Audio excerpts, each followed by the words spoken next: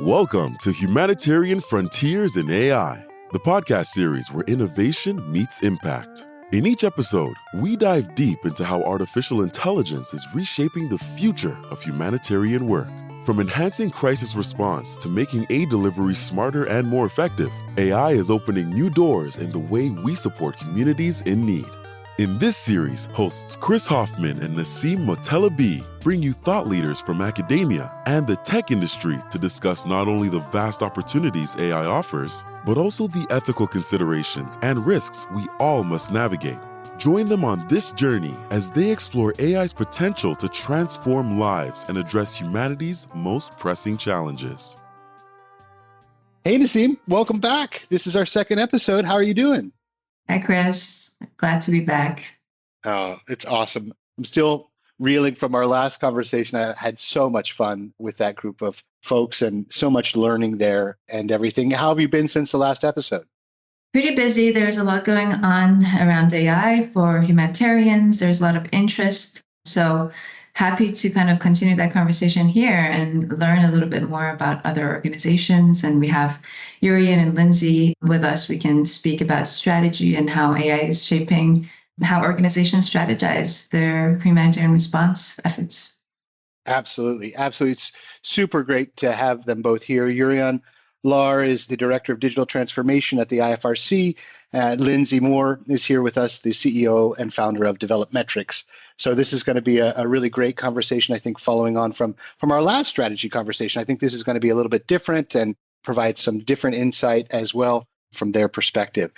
So let me get started with you, Juriaan. So, when you're looking at what's going on at the IFRC, and is artificial intelligence reshaping the way that you're thinking about strategy now? Is it influencing the way that you're thinking about it at the IFRC and also with the national societies?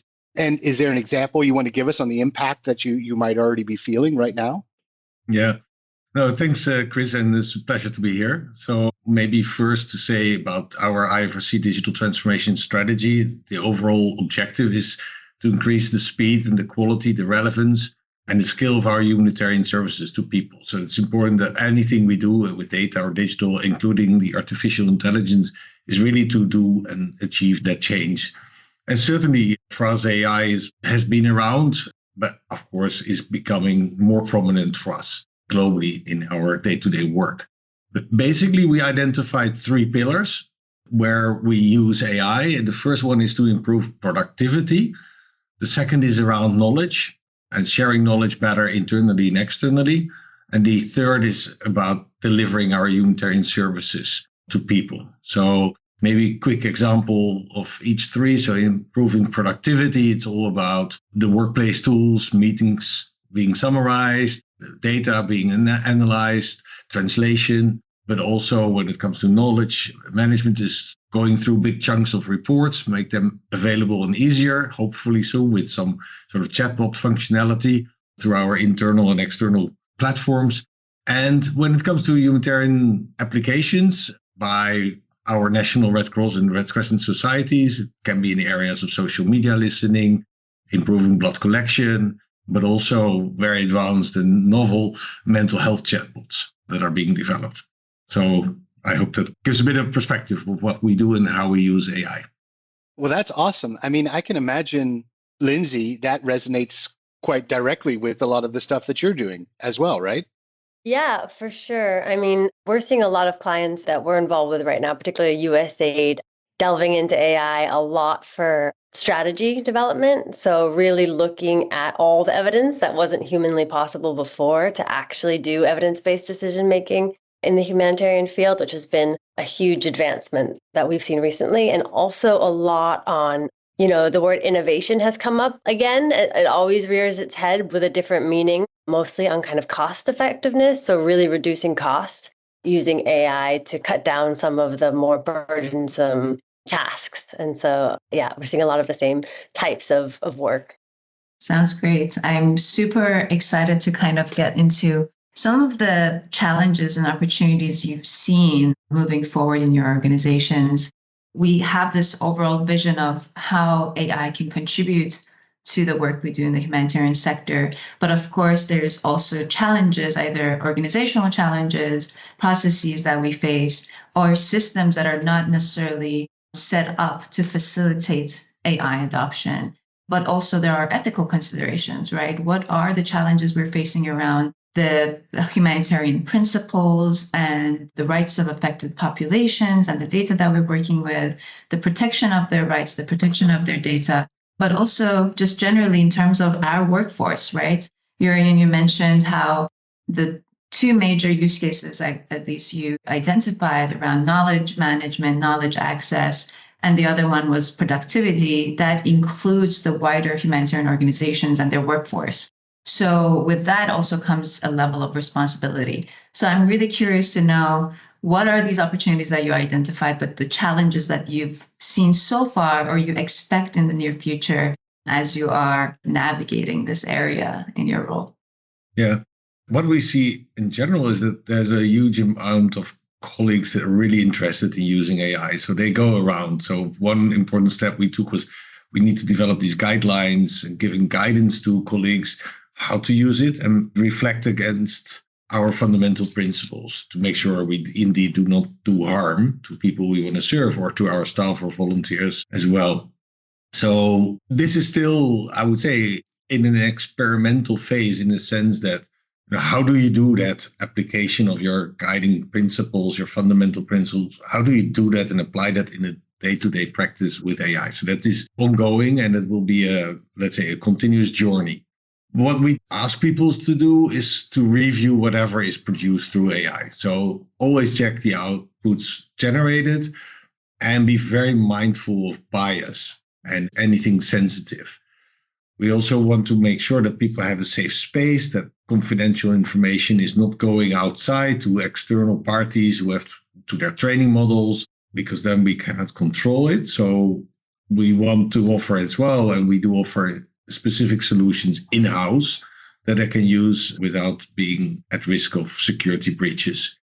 So as with anything, it is really also important we help colleagues remain really responsible in their attitude and how they use AI, because we see that a lot of it is used. There's a lot of freebies out there. So when we have meetings on Teams, we always check, is there any sort of AI bot listening into our meeting? And if that is the case, most of the time we delete or cancel them out of the meeting.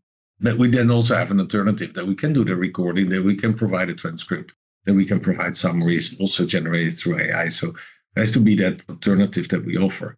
And in terms of bias, it is a real risk. And as an example, when we have a leadership meeting, we ask colleagues to produce pictures. And of course, pictures in a Red Cross and Red Crescent setting. So we have both these logos. And no matter how some of my colleagues and myself tried on the web to produce a picture where we are sort of meeting in a diverse setting, there was no way we could get the Red Crescent logo on the picture. It just doesn't exist. Well, the entire web is full of Red Crescents. It's full with IFRC logos, but no one, it didn't show up. So that is basically clear. The bias is significant, and the cross was all over the picture. So it was possible to create diversity of the people around the table by prompting extra questions, but the Red Crescent didn't show up however many prompts we were entering. So that was an interesting experience of bias. Right. So interesting. This reminds me of some of the work that we're doing in WFP as well. Part of it, or a big part of it, is kind of capacity building. And I'm going to say that word, but it's really about sharing the knowledge around best practices, right? And sharing how can you actually, like what you mentioned around transcriptions and the bots and even the logos, it takes a little bit of responsibility on individuals to actually take this on, right? And adopt best practices around AI. And we realized like sometimes we may need a framework around it. We may need to have some guidelines around this, but it takes time, right? Because you need to identify first, what are the issues? What do we actually need to do? And I think some corporations are also struggling with the same, right? You see different governance themes coming out from Microsoft, from Google and others, because they're also learning by just releasing these products and these tools. So with that, I wanted to actually turn the table to, or the mic, I don't know, a table or mic to Lindsey to say, I think you have a very interesting position because you worked with an international organization before, and now you're in a very technical position. And I think you have the perspective on what does it take for an organization to adopt a tool and a technology, and where do they need support? So my question for you was, how do you actually support those organizations that you're providing a service to in terms of building the capacity around adopting your solution? But also something that you mentioned is experimentation. It takes a lot of experimentation. It takes a lot of resources to even test and validate whether a solution is appropriate for an organization or not. And I think you are very familiar with that resource intensive validation process. So generally, how do you support organizations and what are your thoughts around this? Let's call it capacity building, right? No, that's a great question. And I mean, the reality of it is that in the development sector, AI has not scaled yet. And we've seen this in a lot, talking to a lot of organizations. There's a lot of pilots, there's a lot of trials out there, but the way the development sector is using AI, they're not taking it as their own yet. There's a lot of generalized tools, teams, GPT, things that they're playing with, but development sector hasn't made their own mark on it and hasn't really made AI theirs yet. And I think there's a lot of valid reasons why that's the case. As part of our job, we have to be more precautionary because the actions that we take influence a lot of people. And as you mentioned, there's very serious ethical bias considerations. So I don't fault the sector for not being at scale yet. I think it will get there. But in the meantime, like you mentioned, we have to be supportive with a lot of pilots, a lot of people getting their feet wet. And what I tell our clients and the donors that we work with is you just have to start playing with it. You have to just try and have that, there's always at least in the US, at USA, they are talking about how there is an appetite for risk. And I really hold them to that with AI because there is going to be failures. It is going to be messy. Things are going to happen, but you have to start. If you don't start, then you're going to fall behind. But I have seen the clients that are curious. They already are the experts in their field, right? We work with, for example, IFPRI looking at how women empowerment in agriculture has progressed over the years, looking at all the literature. And just by starting to engage with it, they are now the experts in how to, work with AI in that subject matter. So there's so much rich technical expertise that can be brought to bear in the AI world if people start playing with it. And so I think that's really the attitude. And it takes also an internal champion or more, and somebody who really wants to do that change management, because you can build the AI, you can make it in the right colors of everyone's logo, give it to them. But unless people are really internally wanting to use it and know how, it's not going to work. So it's a multi-step process, as I think you've experienced as well in the team. That's still really in its infancy, but that's also exciting as well, because it just shows how much space there is to grow. Yeah. And I mean, so talking about that, it's not just one industry, right? In terms of we need to have an AI tech company come and help us, right? There's a lot of folks that need to come in. It's academia. It's really a collaborative effort to get around these things to be able to get it right. As we're saying, I hearken to the discussions on inclusion, right? And that's a whole nother piece of AI on who can access it, who understands it, how can they then start to engage with it.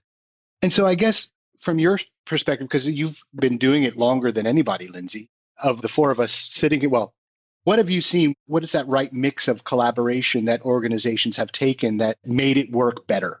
You talked about champions, right? We know that the champion piece is there. We know that breaking down the cultural barriers of internal organizational politics, et cetera, around it's really important. Those are the internal pieces. But what is that collaboration mix that you've seen that's tended to work?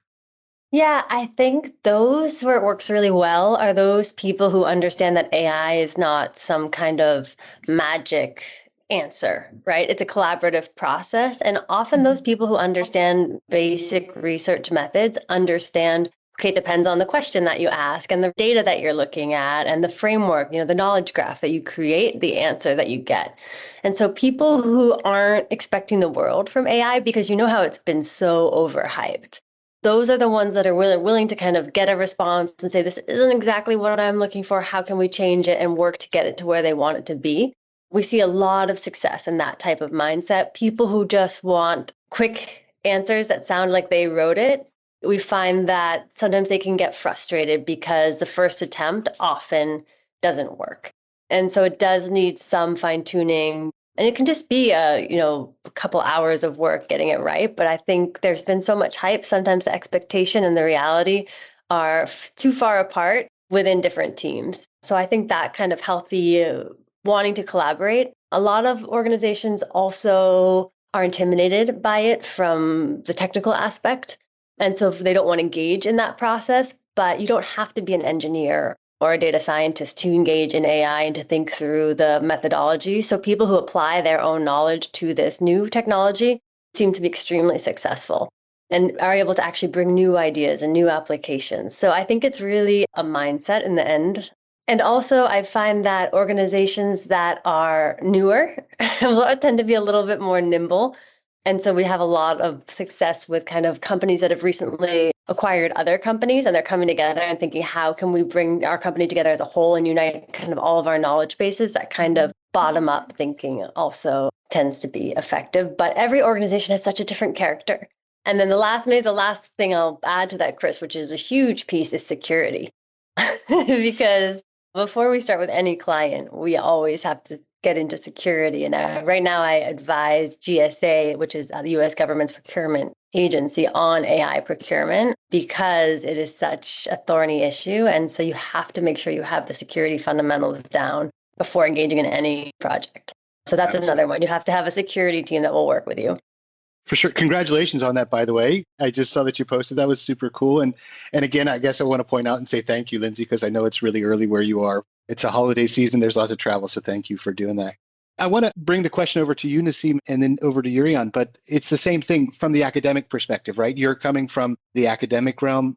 And what, on a collaboration level, how does that look from academia, right? And now sitting in WFP where you are, what lens does that bring in, and what could organizations learn from including academia in these discussions that they're having? Super interesting question, especially that Lindsey just talked about procurement. And I think these two don't often go hand in hand together. So when we see how organizations adopt technologies in our sector, perhaps, and many other sectors, is sometimes it's an off-the-shelf solution, it's ready to go, you deploy it, and so on. In WFP, we have a big research unit, right? We have dedicated teams that conduct research. And because we understand the critical understanding of not knowing what to expect, but the fact that it's important to actually explore and contribute to open data, to open research, and also work with the data that is available to you to meet your needs. And let's say predictive modeling, forecasting, all of these are very interesting cases, but they haven't still proven themselves as a solution, right? As something that could be scaled or reliable in some context. I'm very curious about Juriaan's perspective on this, generally in anticipatory action use cases. But when it comes to research, I think that's where the collaborative environment between academics and organizations come in. We have a lot of data. We have to apply certain processes to anonymize them or understand what data can be used for research and work with them to actually explore our needs and identify the best solutions forward. And I mentioned procurement because I think when we have this mindset of, I want to have a solution that is already proven valuable and valid in the industry so I can easily deploy it, given my lack of resources, given the sensitivity of the context that I work with, this duality is a very interesting dynamic, right? So, and in the organization in WFP, I'm always constantly trying to kind of bring that experimentation, bring that research perspective, but at the same time, provide value through the solutions that are already there, like low-hanging fruits per se. But I'm going to end by saying that the low-hanging fruits currently with LLMs and certain AI use cases, it's not so low-hanging, right? It's a big fruit. It's not a low-hanging fruit. So I think with that, we need to actually have a research perspective and mindset in order to effectively deploy these solutions. So now you see this kind of like, oh, where does this lie? Does this lie with procurement, or does this lie with partnerships, or does this, like how can we create the capacity to monitor, to maintain these solutions, but also adapt and change as these solutions change as well? But also we're curious to know what your insights on this. Yeah, so a few things. So first about the question of scaling and the partnership. So we developed for the Philippines a predictive model to anticipate where the impact of typhoons are expected to be highest. So we could then take preemptive actions or early actions and to put people out of harm's way or their assets out of harm's way. So this was a journey of like 4 years to develop, because we needed the partnerships at the local level with the local meteorological institute, with the local disaster management authorities, and not just nationally, but then also subnationally. And why we needed those partnerships? Because we needed to understand the decision-making processes. What would people want to have in terms of information to then actually take meaningful actions? So thinking that through is very important, but it's also meant it took a long time. It was also about local partnerships. So if we would take that more globally, we need long-term partnerships that want to join us on this longer, complex journey, which includes all this research as well, but also deep design work to really understand what is the problem we're solving and what is the solution actually that makes people be able to actually take the right actions on the ground. So thinking through that, we discovered more or less the same with what we call automated damage assessment. This is where we've worked with Microsoft's AI for Good. They verified some of the models. Then they have also worked further and created some of these models to actually do these automated damage assessments. And again, what is the main thing is maybe not the technology, but actually how do we bring that information to the people on the ground so they can make the right actions at the right time? And that information changes also over time. So in the beginning, you might have benefit from a global perspective. Where is the impact highest? Like which province, or even in the province, what sub-level, what municipality level? But then you go further in the process quickly already, and you need other types of information to be brought to these responders. So it's very important to be able to go through that.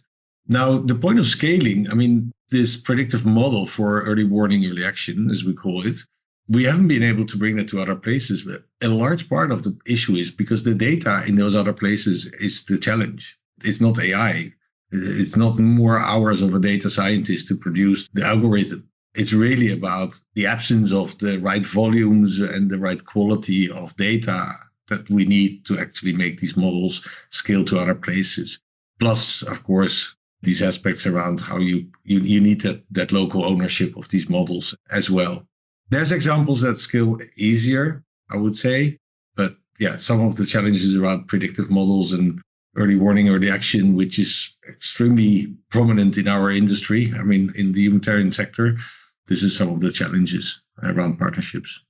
Yeah, Lindsey, on that, a data question, not to dive too deeply and not to get into too many technical terms, but this idea of bias and synthetic data and all of these things. So how do you fill in some of these data gaps? Like, I remember when I was with World Vision, we were doing also a predictive model, and we had to balance the indicators that we were trying to get data on based on what available data is, right? And I think, and that was kind of before people were really diving more deeply into the availability of LLMs to add to that. But two questions. A, using AI to fill out those data gaps, is that actually a possibility of being able to bring in what potentially it could be based on the maps, based on some historical different types of information that's coming in, A, and then B, this idea of synthetic data, right? And does that give us an opportunity to make quicker changes in terms of our growth and scale of these issues? Because what Juriaan, I think, was bringing out was that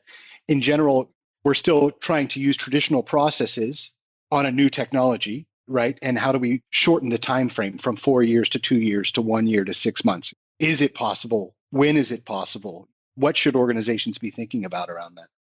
Yeah, I mean, I don't like my answer, but I think it is that there's not a shortcut in this kind of work. I mean, for me, the value of a highly thought out, well-labeled data set. It's not replaceable with synthetic data. We experiment a lot with it.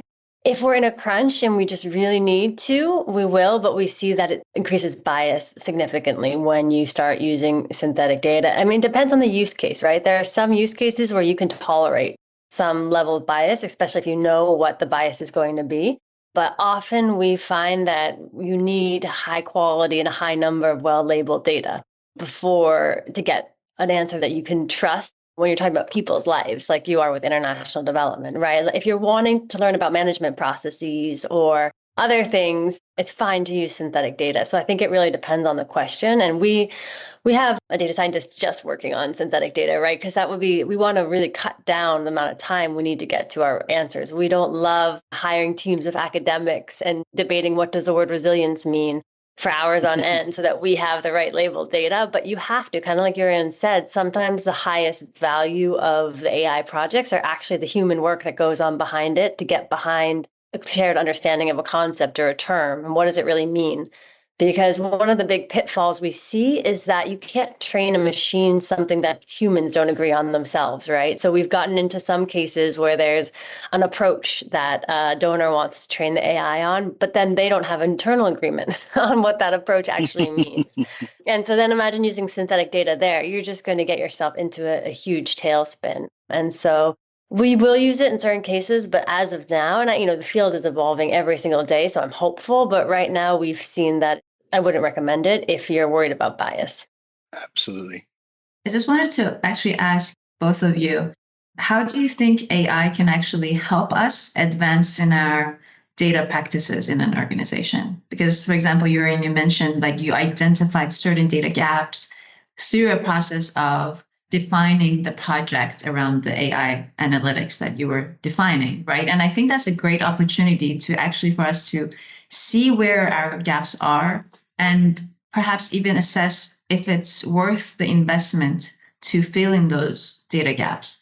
And maybe, synthetic data is one opportunity to fill in, hopefully at someday, some of these data gaps. But ultimately, I can even think of all this data management work that we may want to do, data cleaning, data processes around, what type of, let's say, metadata would you require, right? Like as simple as that. We've recognized the importance of metadata in the work that we do with LLMs, right? So I think this is a great opportunity to even use AI as a way to inform data governance and data practices in an organization. So what are your thoughts around this? Maybe Juriaan, you could go first, because this is something that I would like to learn myself as well. Yeah, no, for me, AI and data management go really hand in hand, obviously. But the AI has also given us the opportunity to put more investment and place more attention to data management in the organization. So we used to have an enormous fragmented data landscape with huge amounts of teams that were really advanced in using data in their day-to-day work in different areas. But we didn't have one data platform, one data management approach. We didn't even have a single data governance for the entire organization. So that became, of course, an objective to help us deliver more value of the data. And AI is just giving that push to the organization that we need to get that sorted and fix it. So that is now a journey that we started, and it coincided actually with the development of an ERP for the organization. And that gives us now also one data technology layer that we can then start to leverage for all the different teams across the organization. And by bringing more data together, obviously we can benefit more from AI in generating the right information we need for making decisions and make those decisions faster. So the two are so intertwined, but I'm really exploiting the AI and the attention it has and the potential it gives to strengthen our data management. Full stop. Yeah, I think what Juriaan says is what I hear everyone say. Whenever we start with a new client, they're almost embarrassed by the state of their data systems. Yeah. And they think they're the only one. Oh, our data is in multiple drives. I don't even know where this is. It's horrible. And everyone, even the donors you would think have the most act together, nobody has all their data with good metadata stored in one place. It just doesn't happen, or structured. But AI exactly creates that impetus to, we have to get all of this together. And we need a data policy and we need an AI policy. So often when you start wanting to do a practical solution, we see that that's an opportunity where teams have to get all that thinking in place. And so I think it's great, Juriaan, that you're recognizing that opportunity and leveraging it, because there's so much internal work that needs to be done. And I also think the creation of a knowledge graph is so important, because an AI can learn from it, but also the organization then has a really clear understanding of what their shared goals are and their shared objectives are. And we've actually seen concrete improvements in organizations' outcomes when they have a shared understanding of their objectives and their goals. And the cool thing about it is that once you create these kind of knowledge graph and AI is working within it, you find that organizational knowledge stays within the organization, because that shared understanding and because of that contribution. When, a key person the only person who understands, extension services and Molly leaves, you still have all that knowledge curated and there. And so you don't have to recreate that wheel every time you want to do a new project. And like you said, Nasim, then you can also really quickly get to what are the evidence gaps, rather than researching the same things over and over again, which is what we really find happens. You can see very clearly where are those gaps that are worth investing resources in to learn something new and to actually be innovative. And I think that's really exciting. And I have a follow-up question to that, because what I've recognized is we need people who are experts in the domain that they are working in, that have some knowledge of the processes it takes to clean the data, to generate this knowledge graph, and also to deploy AI on top of that, right? So this is a very interesting cross-sectional, let's say, in place to be, and we need that. Some teams may have this capacity, but majority, like we look at the landscape of an organization, there is not much of that. And it takes perhaps even a year or more to have a team with expertise in a certain domain to actually start adopting AI processes, right? And when I say AI processes, I mean what it takes in terms of the human capacity to start contributing to the process of AI adoption. So my question for both of you again is, how do we build that capacity? And what are you doing already in that regard, right? Because I think I had the luxury of working with some teams that already had some expertise, or we hired some expertise that worked closely with us to kind of define that pipeline. But without it, it's a very difficult task, right? Maybe Lindsey, you could go first, and maybe. Yeah, I mean, that's so true. And I think when Chris asked, what does it take for an organization to be kind of successful, that's really it, is that willing to get your feet wet. Because, I know this sector loves training, but no amount of training is going to prepare anyone to really understand that cross-sectional mix that you're talking about. And that skill set needs to be developed, and it needs to be developed within the international development sector, the humanitarian sector themselves, right? We have to teach ourselves. It is really a self-learning moment. And the only way you can do that is by doing it, engaging it. And those are the people who learn. You can study it, sure, that helps. But until you're actually faced with how are you going to apply it in your current situation, you're not going to get that skill set. And I think people who have the willingness to confront that huge, breach of what they don't know and start playing are the ones who are going to be the innovative people who actually understand how it works. But I think the only way to get there is by doing it.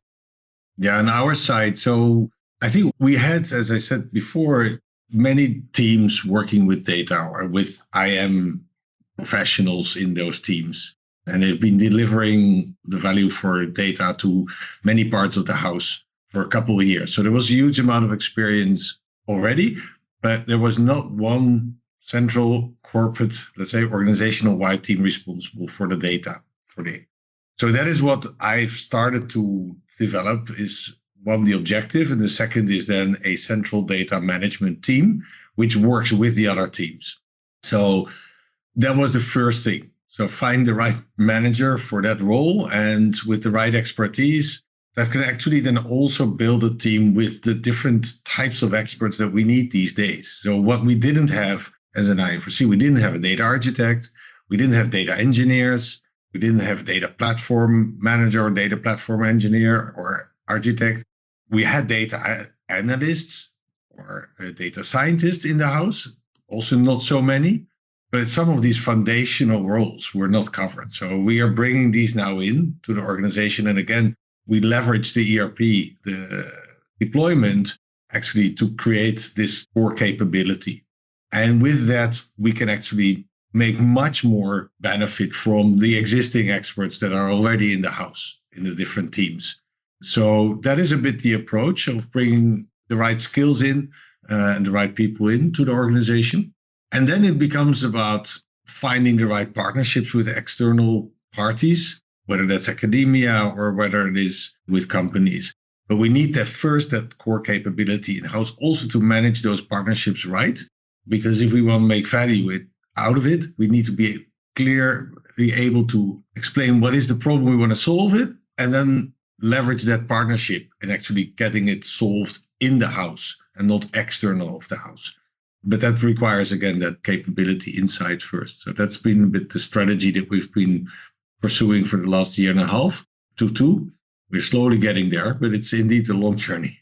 But it's exciting to actually get onto that path, I have to say.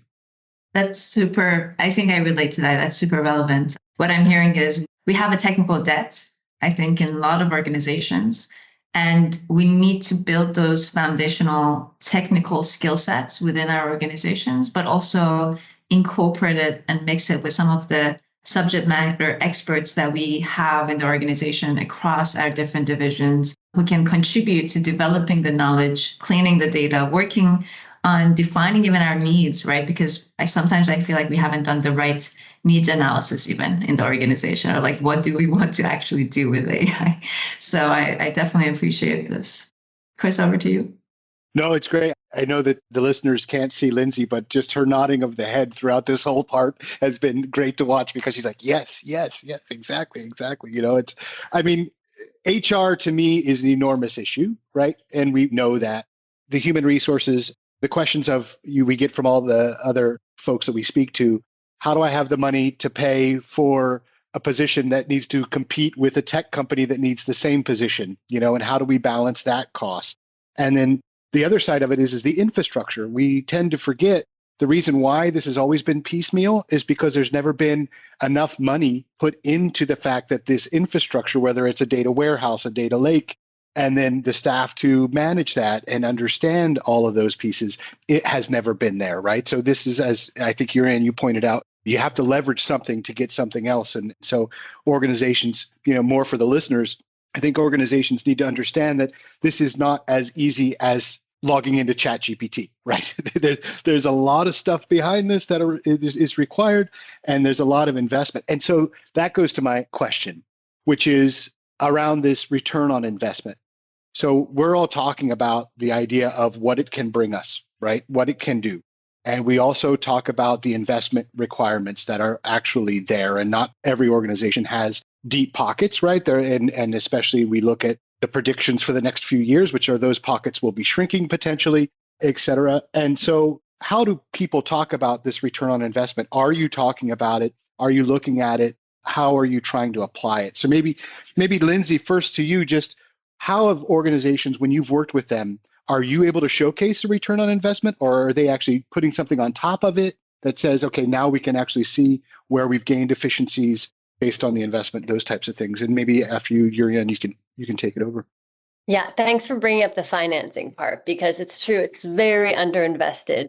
The budgets that we're seeing, all these RFPs coming out, create us a chat bot for $15,000 that reflects our own organizational knowledge. That's really what we're seeing, a lot of those coming out. And then they're going to get answers, they're going to get products that don't meet their needs, and then they're going to get angry at AI, right? So we see, I think that having budget behind these is a really important point that we also, as you're saying, probably are going to see dwindling. And so it's an interesting time where you have to make this investment and you really have to prove ROI, as you mentioned. And I'm seeing the word innovation thrown around a lot in especially the US government right now, meaning reduce costs, find ways to reduce costs innovatively. But yeah, we're thankfully, because we were working in AI in donors before GPT or before people knew what AI was, we were able to prove a lot of use cases before a lot of kind of the security crackdowns happened. And so we were auto-generating documents, I think about 3 or 4 years ago. And we saw already then, and it's been even better now, that, for example, the Tajikistan mission at USAID, and I forget the exact number, but I think they saved around 1,200 hours and I think just under $1 million of staff time in auto-generating documents that took a couple days. Because the thing that I find the ROI, where I really see the ROI, is a lot of that work, that's a lot of bureaucracy where you have reporting work, right? So you have to go into all these reports, find the sentence that's talking about women's empowerment in each report, and then report back on how all the projects are doing women's empowerment. Kind of these like questions. For example, another example is USAID's ITR, the Innovation Technology and Research Hub, had a question from Congress. What is every digital intervention you're doing to counter repression? And how are they going to figure that out, right? They have billions of documents. When I worked at USAID, I would get these requests all the time. I would call every mission. I would bother them. They would go through their drive, find something, send it to me. I would compile it all together. You don't have to do that anymore. Now the AI can just go and find that exact sentence, pull it out, recompile it. That saves so much time and money that just there, you can see a huge return on investment, and nobody wants to do that work either. So it really frees people up for kind of higher level thinking. And so there, I think you really, really can prove ROI quite quickly. Yeah, for sure. Great examples as well. Thanks a lot, Lindsey. And Juriaan? Yeah. So I have seen very, very good examples, let's say, how returns of investments were shown. So the American Red Cross around blood donation and blood collection, they used AI already for some time, and they showed that they've really cut costs by millions. And they've also become much faster in blood collection, so the blood collection drives. And then also the diversity or the quality of the products, the blood products have also improved. So they were very well able to show how AI have actually helped them in that part of their work. I also know colleagues at British Red Cross, for example, around automation. They also made a big case of proving the recovery of savings over time. But there we saw that it was 3 years, potentially 4 years. So then that was the perspective to front cost and then benefit 2-3 years down the line, which is obviously not everyone's favorite model, but sometimes it is what it takes. And then we also have cases where we're not yet good enough in really developing the metrics and miss the baselines also then to measure against later. So thinking through before you make the investment, what type of ROI you want to make and how you can measure it, what baseline data you need, that you gather that data before is really important in the decision making, or being aware that it does add something that is not quantifiable. I mean, in some cases, being faster doesn't, how can you express that in a financial term? So what is your R and what's your I, let's say? I mean, it's very important to define that well enough for every of these use cases. And there was one more point, what I wanted to say is about cost savings. So it's a tough one because we are already tight in budget.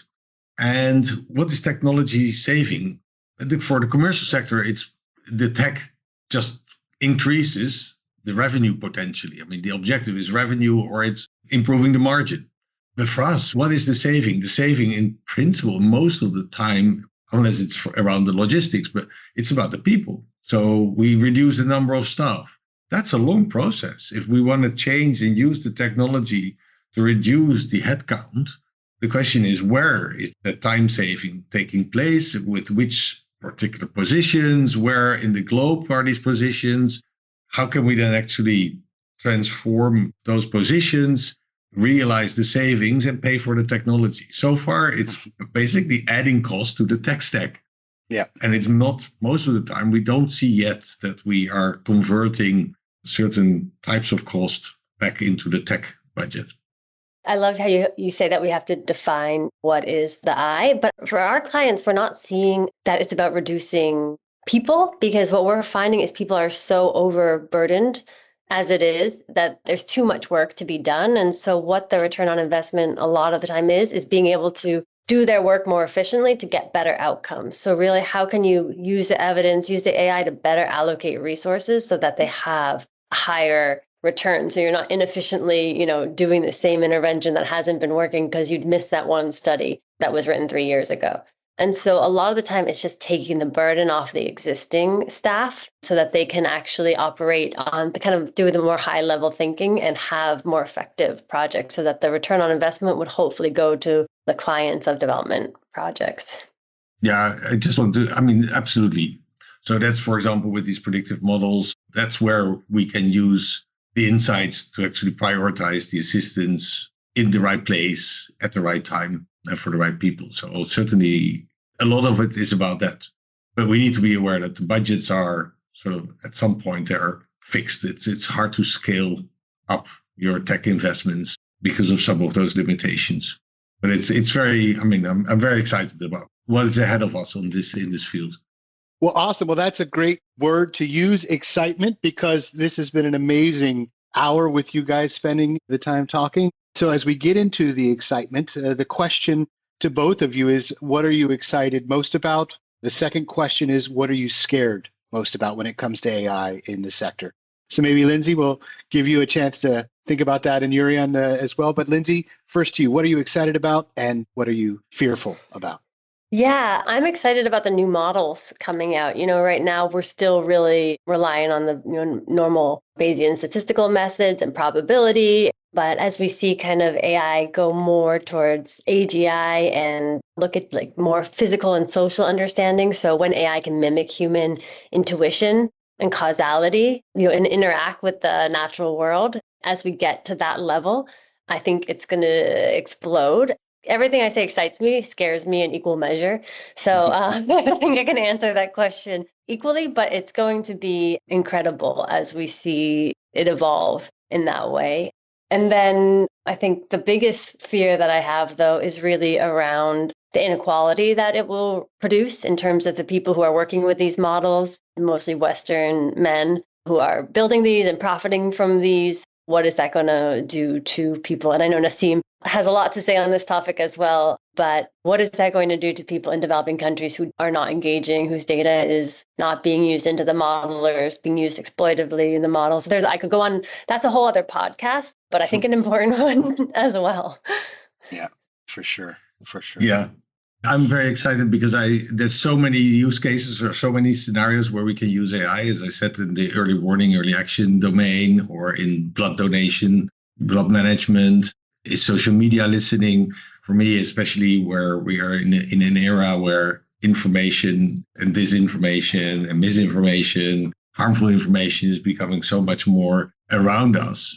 This is an important one where we can actually become much faster in understanding what is being shared and talked about, what is relevant for people to where we need to interact and where we need to act. So I'm very excited about that. Then everything around the data, so that we are really getting our data quality improved.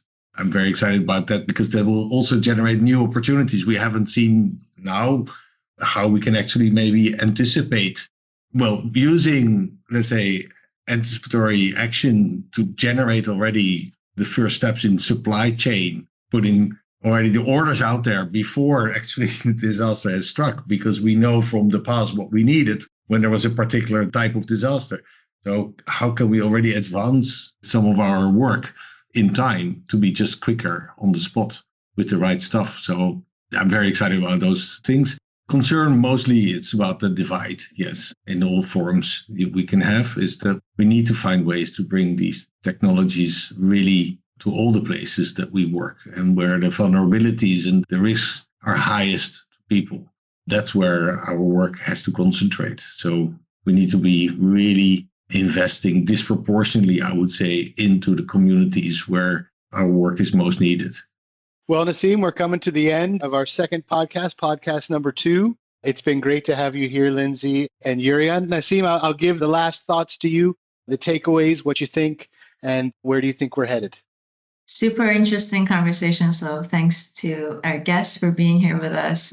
I actually just wanted to maybe tie the conversation around your last question, Chris, because we are afraid of the inequalities associated with AI, but actually, I wanted to also answer this question myself because actually I'm excited about the equality that it could generate, because for the first time, we see how knowledge can be accessible through AI because of the language, because of the LLM models. And I think I want to see that grow in our field, especially because we can contribute to that. I'm sure that WFP and other humanitarian organizations, such as IFRC, have a lot of field operations and field presence. And I think with that comes access to communities, comes being able to get the voices of the communities, be part of the conversation with AI and part of the data that we would probably want to utilize, but of course, responsibly. So I really learned a lot around the conversation around impact, how to measure it, and where do we actually go next, right? We are being very realistic. There's a lot of groundwork to be done in terms of capacity building and our data systems and also collaborating. And I think AI to me is a beautiful space where actually has brought people together. And I think this is the most valuable part of this journey, right? So yeah, thank you all. And it was a great conversation. Yeah, I really, really appreciate it, guys. Thank you so much. And we look forward to everyone tuning in next week for our next episode. And thank you to Innovation Norway, who is making this all possible so that we can really get the word out on frontiers in humanitarian AI. So thank you, Lindsey. Thank you, Juriaan. Thanks, Nasim. It's great being here with you all. And have a great week. Thank you. Thank you. Thank you. Thank you for joining us on Humanitarian Frontiers in AI. We hope today's conversation gave you new insights into how AI is transforming humanitarian efforts and the steps we need to take to ensure it's done ethically and effectively.